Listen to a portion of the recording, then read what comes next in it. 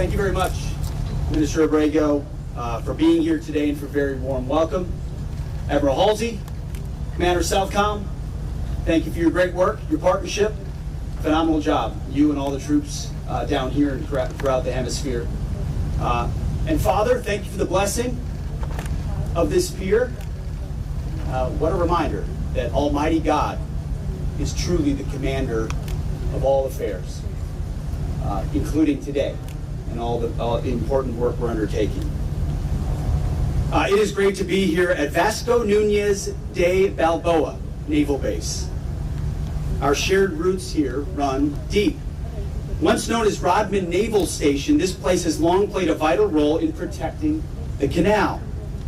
The security of the Panama Canal remains a key national interest of both the United States and Panama.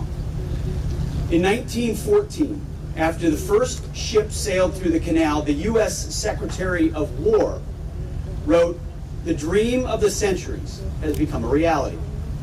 This dream, once realized, drove prosperity in our hemisphere. And to preserve this dream for centuries to come, we must never lose sight of the canal's security. And today, the Panama Canal faces ongoing threats. The United States of America will not allow Communist China or any other country to threaten the canal's operation or integrity. To this end, the United States and Panama have done more in recent weeks to strengthen our defense and security cooperation than we have in decades. That includes our meeting today and announcements to come. As we speak, U.S.-based military units are involved in joint exercises, planning, and other forms of cooperation with our Panamanian partners on both the Atlantic and Pacific sides of the canal. And together, we will take bold first steps to revive our defense and security ties between our countries. Right now, a U.S. Coast Guard cutter will transit the canal coming up this week to conduct counter-narcotic operations in the Eastern Pacific. U.S. Coast Guard cutter Kimball is moored in Panama City to conduct a subject matter expert exchange with personnel from the National Aeronaval Service of Panama, or SANAN.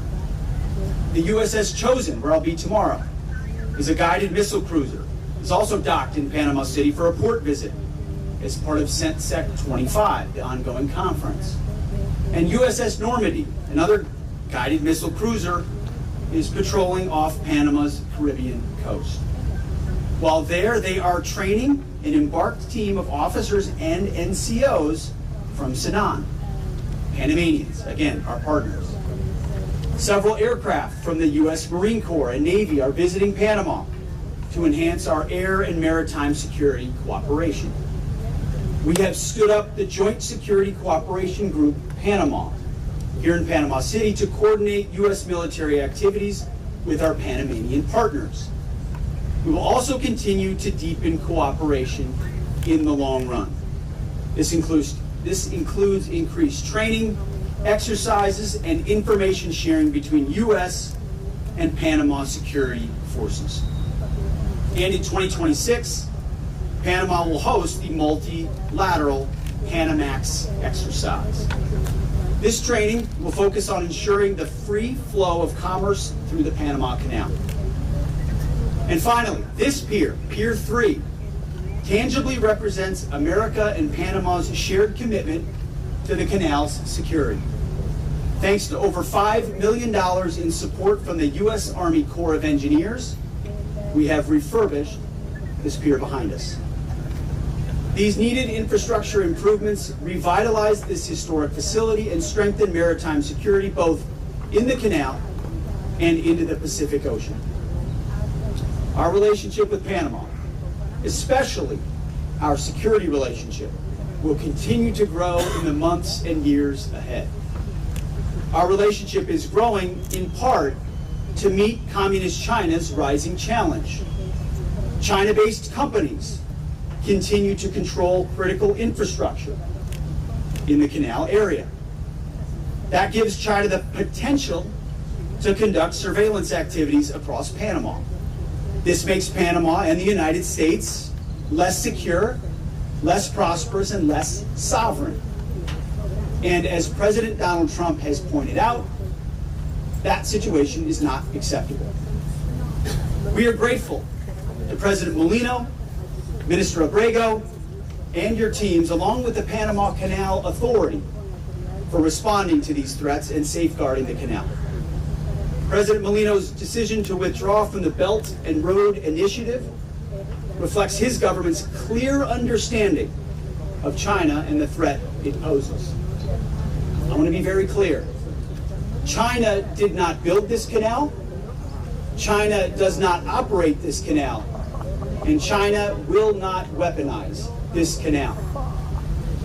Together with Panama in the lead, we will keep the canal secure and available for all nations through the deterrent power of the strongest, most effective, and most lethal fighting force in the world. We will do this in partnership with Panama. Together, we will take back the Panama Canal from China's influence. And we will do this along with other capable, like-minded allies and partners. This is what peace through strength looks like. You see, the first time a sitting American president set foot outside of the United States, the first time, was to see the construction of the Panama Canal. President Teddy Roosevelt spent 3 days here in November of 1906. He was here both to inspect the project and to emphasize how important it was to our security and our prosperity. After his visit, Roosevelt described the canal as one of the great and giant feats of the ages. Nearly 120 years later, this canal remains a wonder of the world. And like President Roosevelt, President Trump today recognizes the canal's rightful place as the center of our shared hemisphere. It connects 2 continents and 2 oceans, transporting over $250 billion in goods per year and 40% of U.S. shipping. 70% of the ships that pass through this canal are going to or from U.S. ports. It saves nearly 8,000 miles for shipping traveling between our coasts. Almost 100 U.S. military vessels each year transit the canal. This miraculous canal shows what our 2 nations can achieve together. We worked together to build this canal. Workers from both our countries gave their lives during its construction. We are proud of our shared history and excited for our shared future. Returning Pier 3 to service today shows how we will continue to work together to secure and preserve that legacy. God bless. Thank you very much. And good time. Good night. Agradecemos sus importantes palabras. Acto seguido, revelación de placa conmemorativa de la renovación del Muelle 3, símbolo de este importante logro para nuestra infraestructura marítima, a cargo del Ministro de Seguridad Pública y el Secretario de Defensa de los Estados Unidos.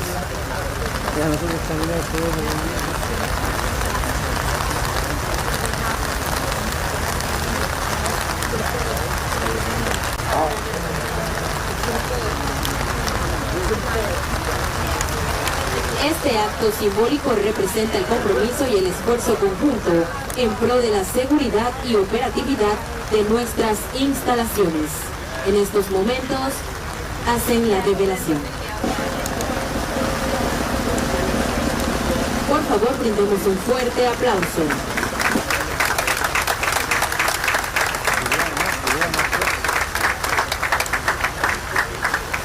Con el debido respeto, invitamos a proceder al corte de cinta que dará inicio formal a esta inauguración. Para ello,